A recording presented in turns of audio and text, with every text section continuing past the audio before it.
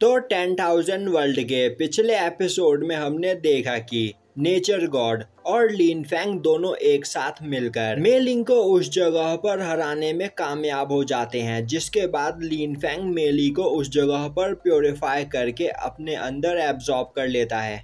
वहीं फाइट के बाद नेचर गॉड की पूरी पावर खत्म हो चुकी होती है, जिसके बाद वह वहां से गायब होने लगते हैं। पर गायब होने से पहले वह लिन फैंग को गिफ्ट के रूप में ब्रेथ ऑफ लाइफ देते हुए जाते हैं, जिसे देखकर साउटियान काफी ज्यादा खुश होता है और बोलता है कि मास्टर, इस जगह पर रुकने से आपका बहुत फायदा हुआ है। अब दिखाया जाता है कि लिन फैंग वाटर ऑफ लाइफ को कलेक्ट करने के लिए पूल ऑफ लाइफ के पास गया होता है, पर वह देखता है कि उस जगह पर पूल ऑफ लाइफ पूरी तरीके से सूख चुका होता है। जिसके बाद लिन फैंग ट्री ऑफ लाइफ से कुछ वाटर ऑफ लाइफ को कलेक्ट करता है और अब वह सोचने लगता है कि क्या वह इतने पानी से सिनर की जान को बचा पाएगा।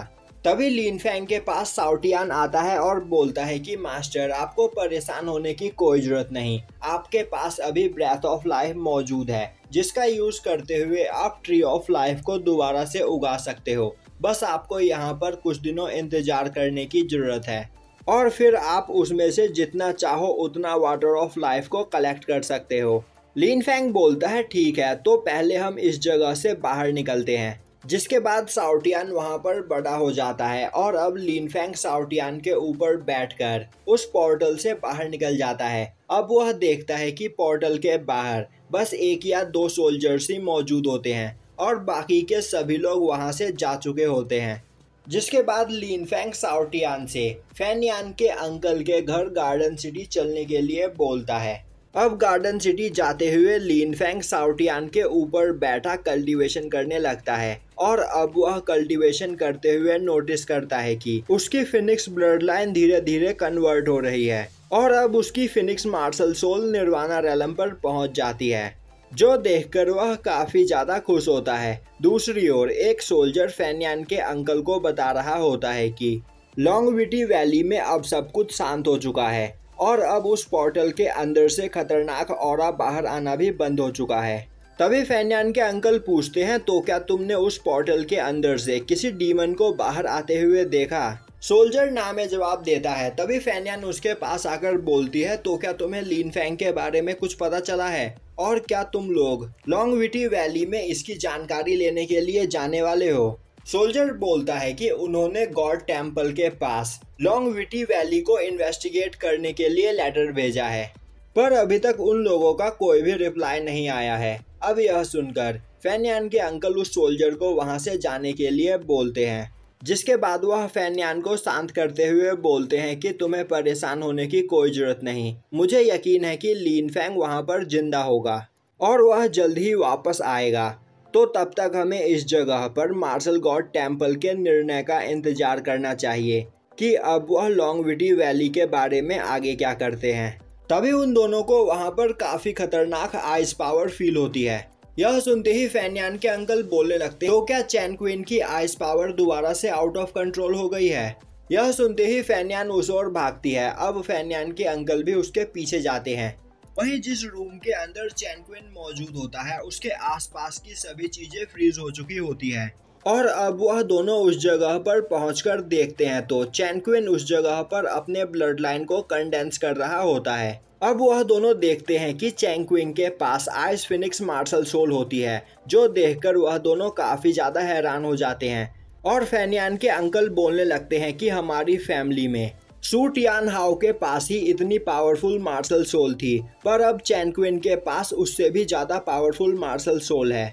यह सुनकर फैनियान काफी ज्यादा खुश होती है और बोलती है, तो आप कहना चाहते हो कि चैन क्वीन के पास अब सू टियान हाओ से भी ज्यादा पावरफुल मार्शल सोल है?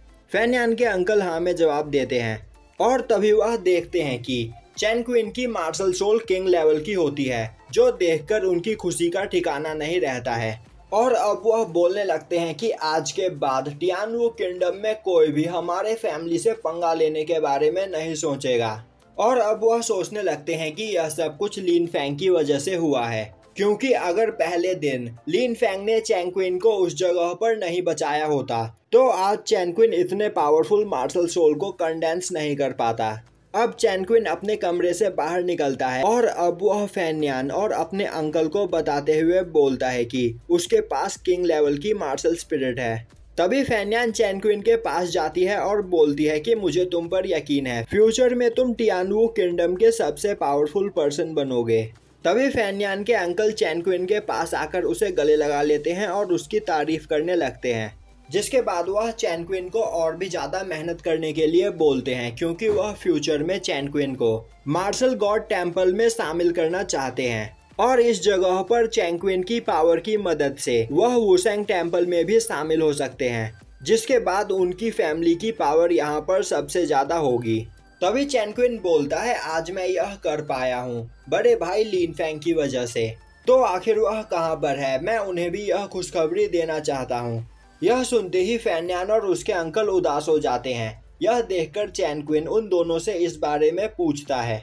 अब फैन्यान कुछ बोलने ही वाली होती है कि तभी उसका अंकल उसे शांत करते हुए बोलता है कि लॉन्गविटी वैली अब शांत हो चुकी है, पर लिन फैंग अभी भी उसके अंदर से वापस नहीं लौटा है और वह सभी लोग इस जगह पर वुसेंग टेम्पल के लॉर्ड के इंस्ट्रक्शंस का इंतजार कर रहे हैं। जिसके बाद फैन्यान के अंकल 99 और लोगों के साथ लॉन्गविटी वैली को एक्सप्लोर करने के लिए जाएंगे।